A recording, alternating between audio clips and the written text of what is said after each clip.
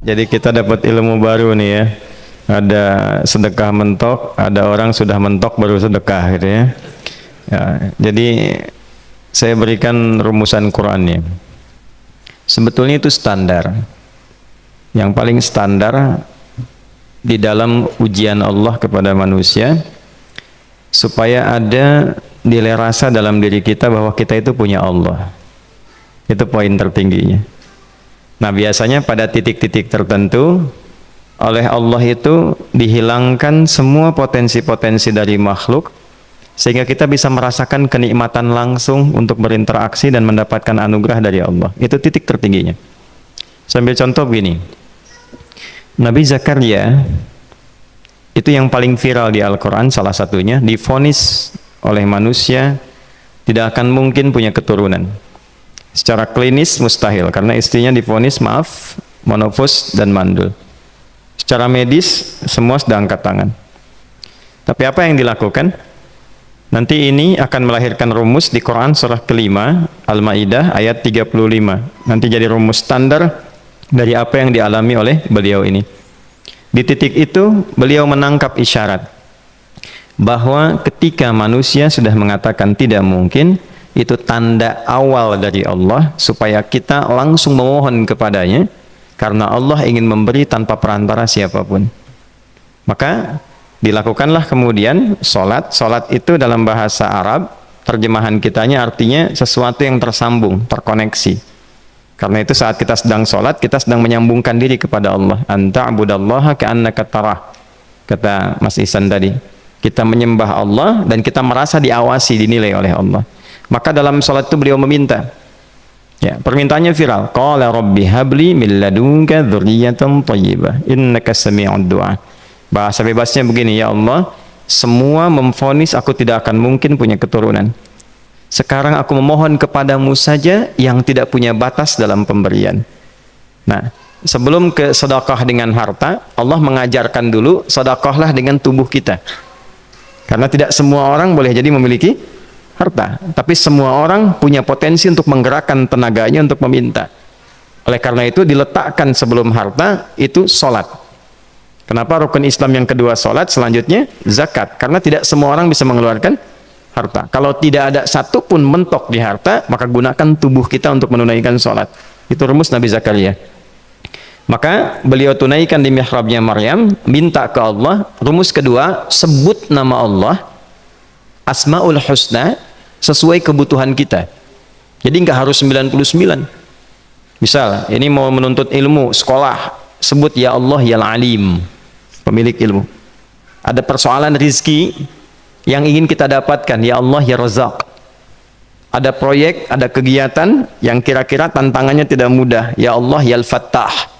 Ini beliau minta karena divonis tidak mungkin, maka meminta kepada Allah dengan nama pemberian tanpa batas, namanya Wahhab. Disingkatnya Hab. Rabbi habli, ya Allah yang tak punya batas dalam pemberian. Mereka memvonis aku punya batasan, maka mohon anugerahkan darimu saja.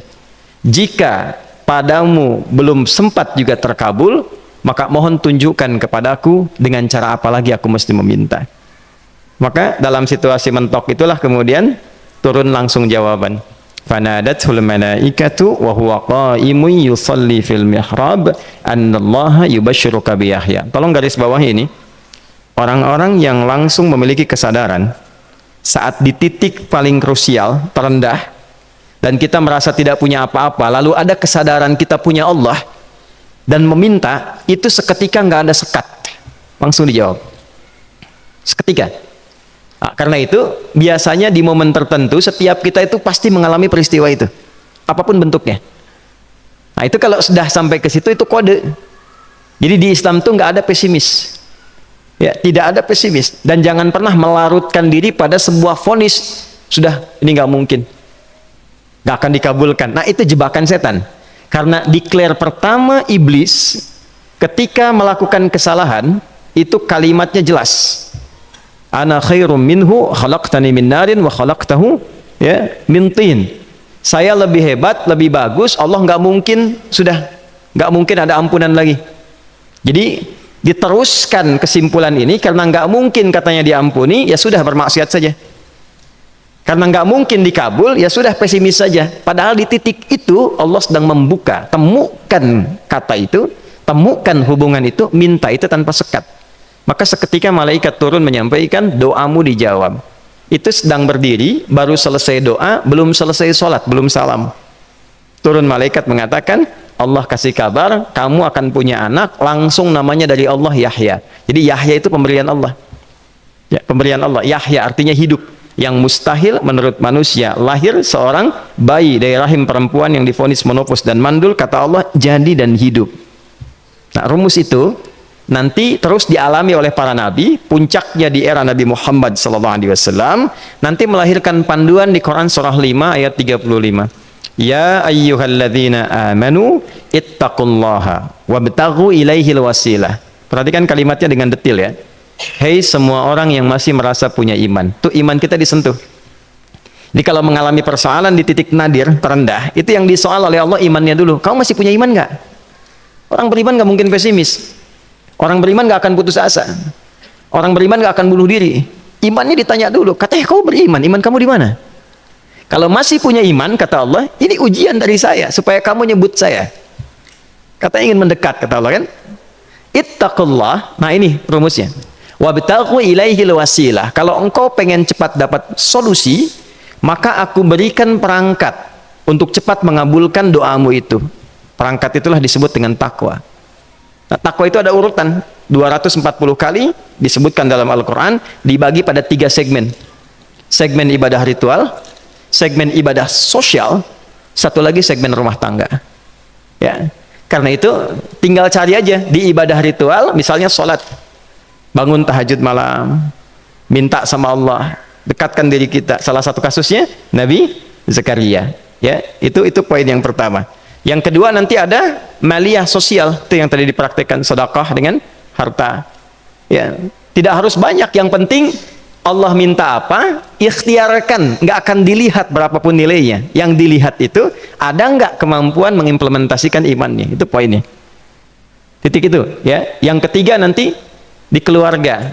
Urutan pertama orang tua. Kata Ibnu Abbas radhiyallahu taala anhuma, tidak ada satupun aku melihat amalan tertinggi yang menarik perhatian Allah untuk memberikan ampunan pada orang tobat atau mengabulkan doa dengan cepat kecuali berbakti pada orang tua. Dan kisahnya viral sekali di Al-Bukhari, 3 orang terjebak dalam gua, kemudian tertutup batu besar karena berteduh hujan, tapi tertutup batu besar. Lalu ketiganya mendorong, tidak pernah bisa mengeluarkan tenaga yang mampu mengeluarkan mereka dari batu itu. Gak bisa gerak. Satu di antara 3 orang ini mengusulkan, sudah, ini tanda dari Allah. Jangan gunakan kekuatan kita lagi, kita diminta menggunakan kekuatan yang Allah berikan. Coba kita cari amalan rumus takwa tadi. Satu di antara 3 itu mengatakan, ya Allah, saya punya seorang ibu. Setiap kali saya berangkat kerja, saya akan selalu siapkan hidangan untuk ibu, khusus untuk susu sebelum tidur, itu saya yang minumkan langsung kepada beliau. Itu berlanjut selama hidup saya seperti yang kau ketahui. Satu kali, saya pulang dari kantor, dari pekerjaan, ibu saya sudah tertidur. Sementara susu belum diminum. Dan kami putuskan tidak ada yang berani menyentuh susu dan minuman makanan kecuali ibu terlebih dahulu. Maka saya putuskan memegang nampan susu di samping ibu yang tertidur dan menunggu beliau bangun. Tiba beliau bangun tengah malam, saya berikan susunya tanpa saya katakan saya telah menunggu cukup lama untuk memberikan susu itu. Ibunya nggak dibangunkan, dibiarkan istirahat dengan nyaman. Begitu bangun, diberikan susu tanpa komen sedikit pun. Nggak bilang, mas betulnya udah lama tadi nungguin deh, ya, langsung diberikan. Seketika ibu senang istirahat dan lalu mengatakan pria ini, ya Allah, jika engkau ridha dengan amalku ini, maka mohon bebaskan kami dari kungkungan batu ini. Lalu ketiganya berikhtiar mendorong, yang tadinya tidak punya kekuatan, seketika batu itu menggelinding dan membebaskan 3 orang itu. Nah itu persegi dalil yang sebetulnya jadi pedoman hidup. Dalil itu kan pedoman bahasa Arabnya, pedoman berkehidupan. Kita di Islam itu lengkap. Jadi kalau kita mengalami kasus itu dimanapun, ya, baik di kedudukan, di usaha, di pengetahuan, sudah mau ngapalin mentok, gitu ya, itu ujian.